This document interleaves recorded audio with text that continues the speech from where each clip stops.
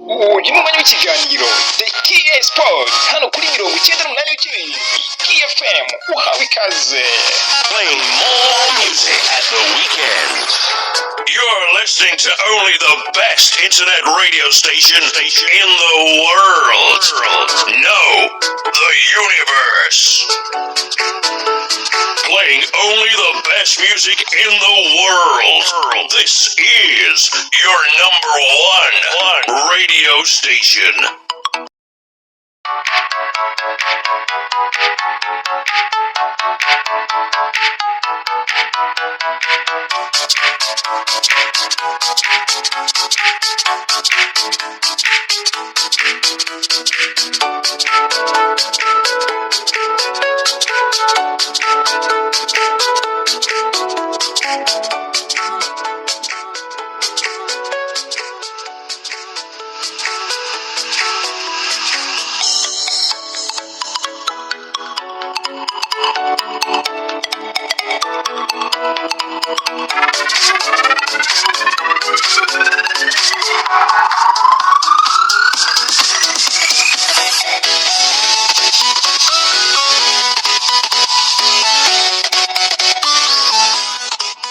Kigali's Feel Good Station, 98.7 KFM.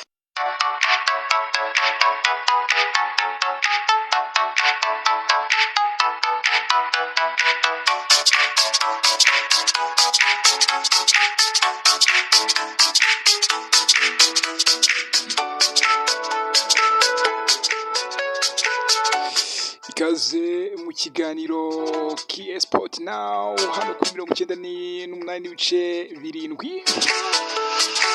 Arimo kubisangira muziko ngenda muhereza ikaze neza cyane mu kiganiro nitwa MC Mario. Iki ni ikiganiro Key Sport kuri 98.7 Key FM.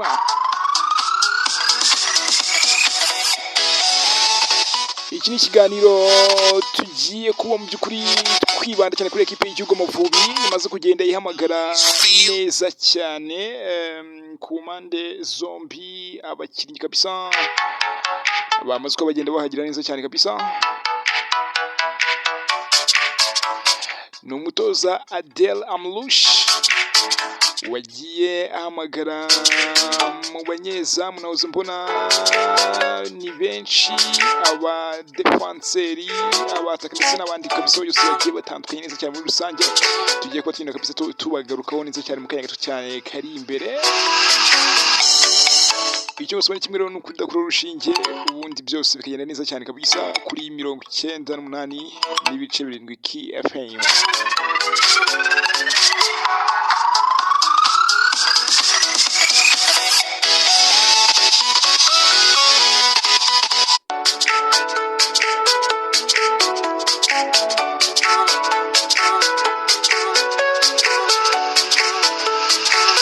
Mbere yuko nangi ikiganiro reka mbanze numve ko rumeze cyangwa se mbanze gufata abantu nka batatu cyangwa babiri ku murongo wa telefone ubundi numve ko rumeze kabisa mu mpande z'igihugu murimo zigiye zitandukanye. Reka mbanze ndebe ko muriho neza cyane. KFM hello KFM kono mu bintu bitoroshye kandebe KFM hello telefone se yabaiki telefone yabaiki kandebe neza cyane kono ibintu bimeze. KFM hello yes bimeze bite muvandimwe? Ni so cyane burovugana na Mr. Karinganire hano. Yes Mr. Karinganire aho ngaho cyane meze mutizubirira vuba mu bintu bimeze neza cyane kabisa. Biragenda cyane rwose Mario we uze kutugirira muri Kiyovu utubwire rwose Kiyovu yacu mugiye kumanukara. Kiyovu yanyu naho iri bujye kubera ko abo bita cyangwa se bamwe mu bayovu bakuru harimo abo bita generali nahoze mbona rwose agaruka neza cyane ngo arashaka guhemba n'abandi batandukanye. Kiyovu yanyu n'ahantu iri bujye rwose ntimugire ikibazo bavandimwe. Sana kabisa. Ese reka mfate n'undi umwe wenyine kabisa ubundi tujye twanzika neza cyane n'ikiganiro K-Sport cyo kuri uyu munsi kabisa tariki 14 z'ukwezi kwa gatanu umwaka w'2017. Reka nakiri undi muntu kuri telefone. Hello KFM. Mario we. Ndakumva fresh sana meze bite muvandimwe? Bisawa cyane rwose ariko izi kutugira muri Barca tubwire ndetse no muri Arsenal hamwe rero no muri Rayon Sport yacu kabisa turagukunda cyane. Nta kibazo kabisa ndaza kubica mu byose cyane kabisa ndaza kubireba neza cyane. Okay, ndashaka ndabona yanagiye ahari ngira ngo nimba nibeshye ndabona asa nk'uwagiye. Okay, yes. Ubwo rero reka tubuze mu kanya gato cyane twanzike n'amakuru yacu y'imikino kabisa. Icyo usabwa ni kimwe cyonyine ni kutajya kure telefone ya radio yawe ubundi byose bigenda neza cyane kabisa. Hanyuma ngende twa MC Mario ni KFM ikiganiro ni K-Sport. Uyu ni umwanya w'ikiganiro The K-Sport hano kuri 98.2 KFM uhawe ikaze. Playing more music at the weekend. You're listening to only the best internet radio station in the world. No, the universe. Playing only the best music in the world. This is your number one radio station.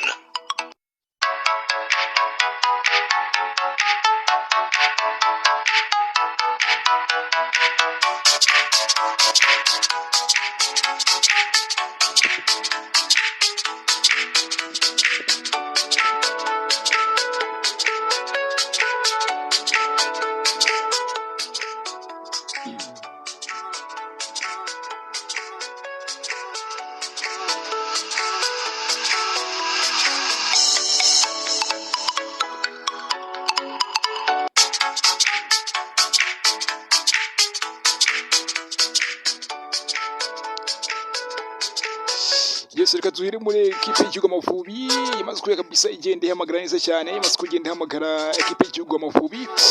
Ekipe y'igihugu Amavubi yahamagaye yitegura umukino ufitanye n'ikipe y'igihugu ya Nigeria muri weekend itaha kabisa. Abakinnyi bose rero ku mpande zombi bamaze kubagera mu makampu y'abari kure ekipe y'igihugu ya Nigeria bamaze kubagera muri kampu ndetse ku ikipe y'igihugu Amavubi naho kabisa biri kuvuga cyane cyase byamaze ko bijyanze ko abakinnyi bamaze kubagera muri kampu aho bacumbitse ara muri Sainte Famille. Aya ari naho nyine ekipe y'igihugu Amavubi ikunda gukorera umwiherero. Hanyuma ekipe y'igihugu Amavubi rutonde cyangwa se liste uwo bita Adel Amrouche uyu nguyu umutoza ekipe y'igihugu Amavubi nyine liste yahamagara cyangwa se abo yahamagaye. Reka tubacemo neza cyane twihuta tugenda tureba ku mpande zombi kabisa tureba ukuntu ibintu byifashe neza cyane.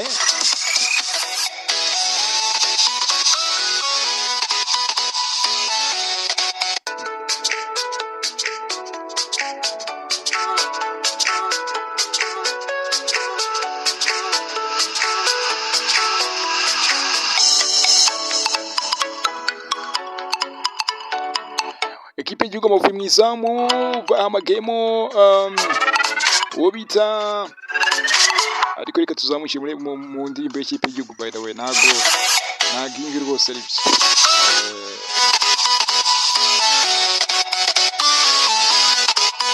Kigali's Feel Good Station, 98.7 KFM.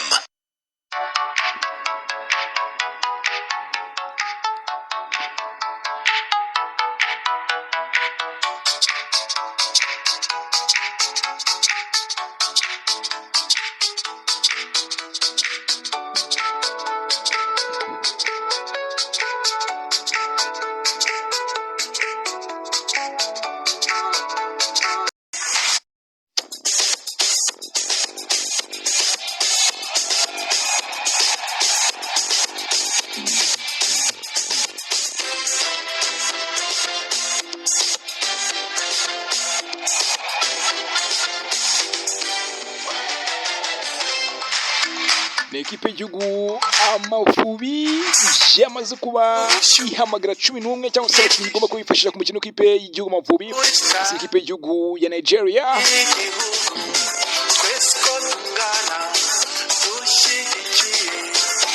Muri abo bakinnyi ekipe y'igihugu Amavubi yamaze kubigenda ihamagara mu izamu ririmo Ntwari Fiacre nta kipe afite, hanyuma akaza Buhake Clement Twizere, akaza Maxime Kari Nathan,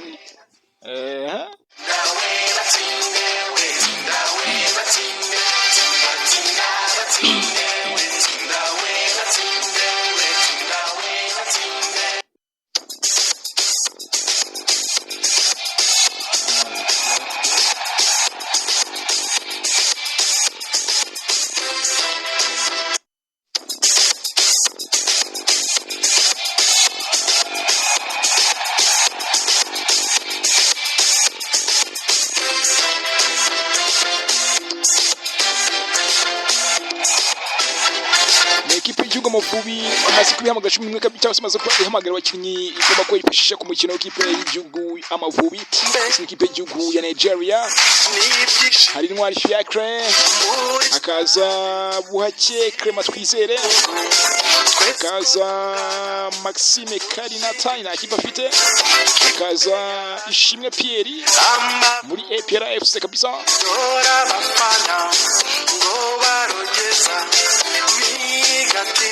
Mu defense cyangwa se defenders harimo Ombolenga Fitina muri Lion Sports, akaza Byiringiro Gilbert Kageje muri APR FC, akaza niyo mugabo Claude muri APR FC, akaza Bugingo Hakimu muri Rayon Sport, akaza Mutsinzi Ange akina muri Zila Foot, ubwo ni mu gihugu cya Ukraine nyine, akaza Manzi Thierry akina muri Al Ahly yo muri Libya, akaza Nijana Clement muri APR FC, hanyuma na Nshimiyimana Yunusu nawe ukina muri APR FC. Abo ngabo n'aba defenseurs tujye kuba midfielders. Hari Bizimana Jihad ukina muri Al Ahly yo muri Libya akina no bita Manzi Thierry, akaza Ruboneka Jean Bosco muri equipe ya APR FC, akaza Mugisha Bonheur muri equipe ya Stade Marie Stade Tunisia yo muri Tunisia, hanyuma akaza Kwizera Georgia ukina muri equipe ya Czech and yo muri Ukraine, hanyuma akaza Mugisha Gilbert Barafinda muri equipe ya APR FC, akaza Irago Haji muri equipe ya Rayon Sport, akaza Muhire Kevin nibyo nawe ukina muri equipe ya Rayon Sport. Hanyuma tujye kubasatira razo bita Nshuti Innocent na kipe afite, akaza Mugisha Didier Junior muri equipe ya Police FC, akaza Habimana Yves muri equipe ya Rutsiro FC, hanyuma akaza Rafael York muri equipe ya ZDFC yo mu gihugu cya Poland, hakaza Manishimwe Jabel nta kipe afite, hakaza Sahabu Hakimu muri ekipe ya Drops yo muri gihugu cy'Ububiligi, hanyuma hakaza Ishimwe Aniseti nawe afite ikipe uyu nguyu yakina muri ekipe ya Olympique yo mu gihugu cya Tunisia.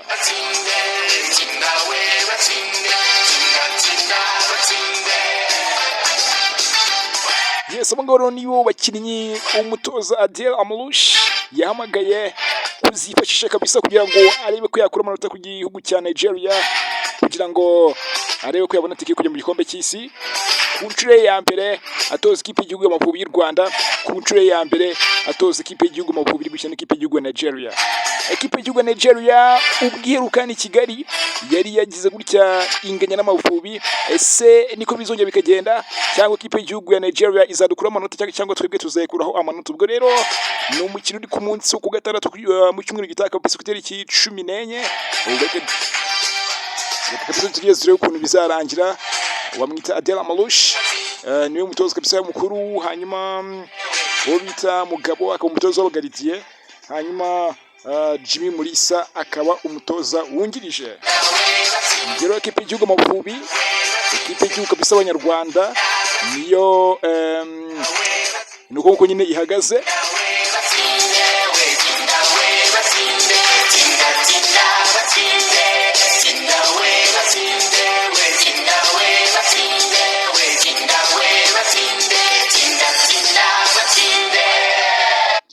Yes, reka twisubire mu makuru ari kuvugwa mu clubs cyangwa se mu makuru nyine akomeje kuvugwa neza cyane mu makipe mukunda agiye atandukanye. Dusubire hano iwacu mu Rwanda, shampiyona muri weekend yakomezaga cyangwa se muri iki cyumweru nyine dusoje yarakomezaga neza cyane.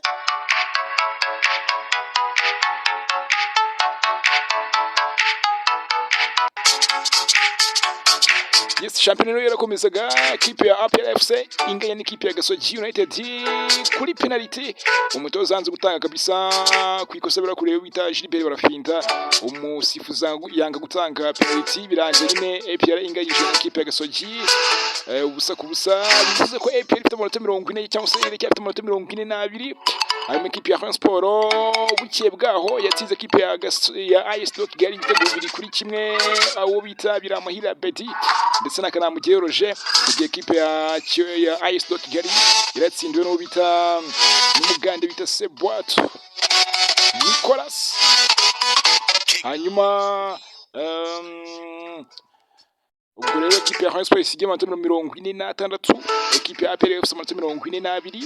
Bisobanuye ko ikipe ya APR FC igikombe isa nkaho iri kugenda igikuraho imitwe y'intoki, ariko abafana ikipe ya APR bo bakavuga bati aho kugira ngo tugumane Darikonovic twabura igikombe bakamwirukana.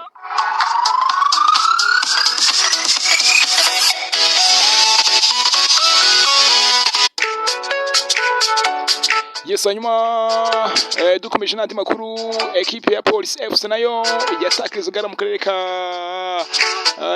karere ka Huye kabisa ikina n'ikipe ya Mukura. Ekipe ya Police nayo kabisa ubona ko byaranze ni ukuvuga ngo obita Amashami Vincent sinzi nimba ashobora kuzarangiza amasezerano, kubera ko biri kuvuga ko ngo yaba ashobora kuba yaratezwe iki gikombe cya shampiyona ndetse n'igikombe mu by'ukuri cy'amahoro.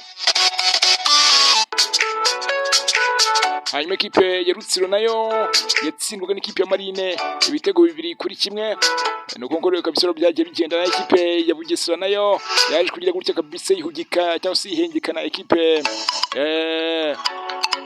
ya Muhazi inyabika ibitego 3 ku gitego 1. Uwo bita uyu mutoza bamwita Harigingo Christophe Francis Mpaya yongera kwisubiza kabisa amanota kuri stade cyangwa se kuri stade yiwabo hariya mu karere ka Bugesera. Kigali's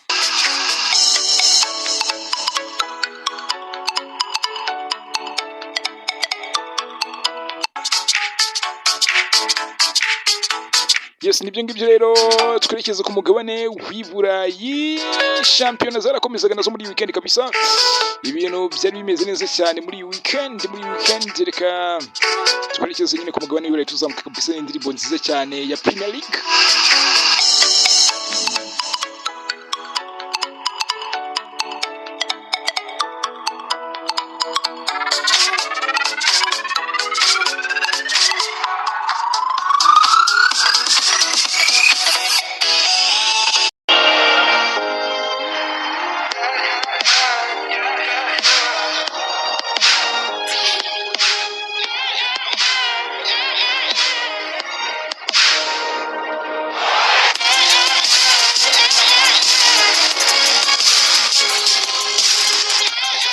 Yes, ni shampiyona y'igihugu y'Abongereza yakomezaga muri iyi weekend. Ekipe ya Liverpool ndetse n'ikipe icyo bavuga ngo ni finale y'igikombe cya Super Cup. Ekipe ya Liverpool ndetse n'ikipe ya Everton aho bita Goodison Park kuri stade nziza cyane kabisa yakira abantu 159 hariya mu mujyi wa Everton. Yes. Hanyuma n'ekipe ya Liverpool yari ifite imbaraga zose mu buryo bwose bushoboka kabisa mu mukino gitangira, dore ko nta kibazo na kimwe cy'imvune yari ifite, ari nako kandi byemeze kuri ekipe ya Everton.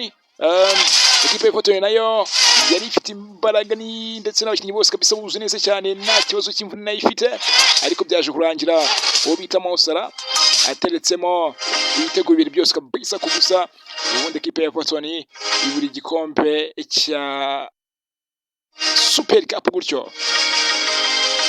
Ekipe ya Arsenal yari mu mujyi wa Ipswich ikina n'ikipe yitwa Ipswich Town, iza kwinyabika ibitego 4. Gabriel Jesus,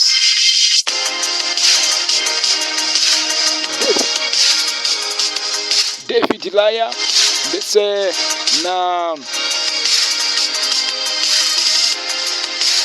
ndetse n'umusore kabisa nemera cyane urondo ko mwita Raheem Sterling, ibitego 3 byose. Ekipe ya Arsenal igera kabisa yigobotora cyangwa se yihimura kuri ekipe ya Ipswich Town, ivuga ati rwose natwe igikombe cya shampiyona turacyagikeneye neza cyane.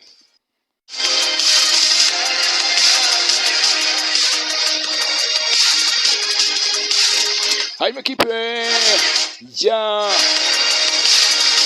Man City biri kuvuga ko ngo yabishaka kuba mu by'ukuri yasinyisho bita Gareth Daniel Alves. Uyu nguyu ni umupeti kabisa ukeneye ekipe ya Newcastle mu busatirizi. Uyu nguyu rero ekipe ya Man City biri kuvuga ko mu by'ukuri ngo yabiri mushaka akaza kuziba icyuho cy'uwo bita Dani Carvajal wamaze kuba muri ekipe ya Man City. Uko nguko bimeze, ekipe ya Liverpool ni ya mbere n'amanota 45, mu gihe ekipe ya 65, mu gihe ekipe ya Arsenal ya kabiri n'amanota 51, na ekipe ya Everton ya gatatu n'amanota 48. Man City ni ya kane n'amanota 46. Ekipe ifunga Big Five ni ekipe ya Chelsea n'amanota 39.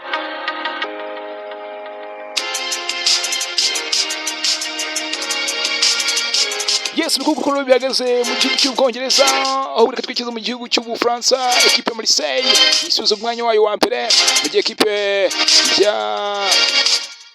Bordeaux kabisa nayo iri mu makipe azamuka muri uyu mwaka, dore ko iri ku mwanya mubi cyane, iri ku mwanya wa 19, kuko hari mu Bufaransa kabisa amakipe yaba ari 20. So Bordeaux rero ikaba iri ku mwanya wa 19, ubwo rero bikaba bifavoriza cyangwa se bikaba byemeza nta gushidikanya ko ekipe ya Bordeaux ishobora kuzamuka kabisa muri uyu mwaka wa shampiyona, muri iyi saison ya shampiyona y'uyu mwaka neza cyane. Na ekipe ya Toulouse yagendaga yihimura kuri ekipe ya Nantes, yitsinda ibitego 2-0, yihimura nyine kuko ubushize ekipe ya Toulouse yaratsinzwe n'ekipe ya Paris Saint-Germain ibitego 4-1. Yes, kuko rero byifashe kabisa mu gihugu cy'Ubufaransa. Niyo mikino yabaga mu gihugu cy'Ubufaransa rero ubu ngubu ukuntu bimeze, ekipe ya Paris Saint-Germain ni ya mbere n'amanota 69, ekipe ya Toulouse ni ekipe ya Bordeaux ni ya kabiri n'amanota 58. Toulouse ni ya gatatu, Nantes ni ya kane, ekipe izifunga ni ekipe ya Montpellier.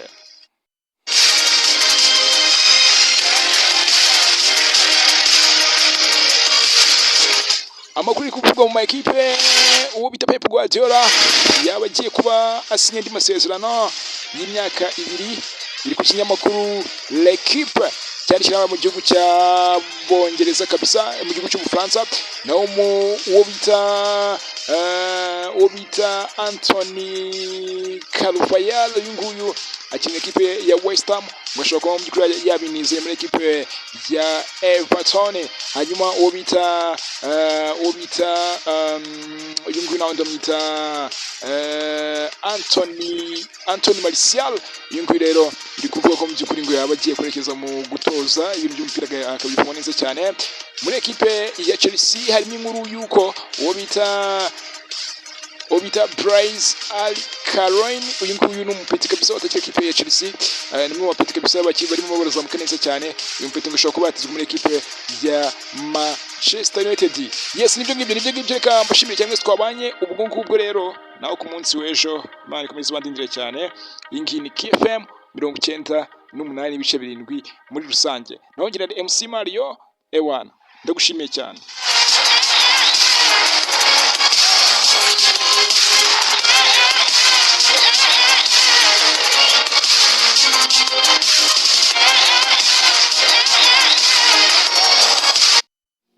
uyu ni umwanya w'ikiganiro The Key Sport hano kuri 98.7 KFM, uhawe ikaze.